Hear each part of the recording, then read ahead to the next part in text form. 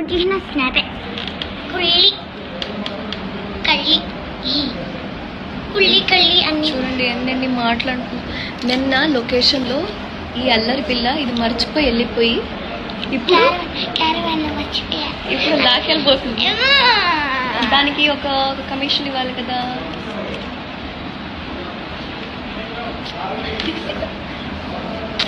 నేను ఇచ్చేస్తాను.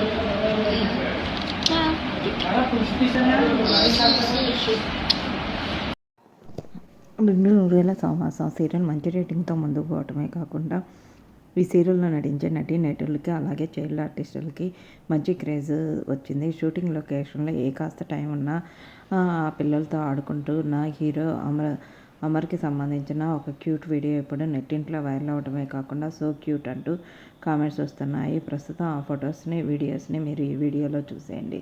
Latest update కోసం ఛానల్ని సబ్స్క్రైబ్ చేయండి.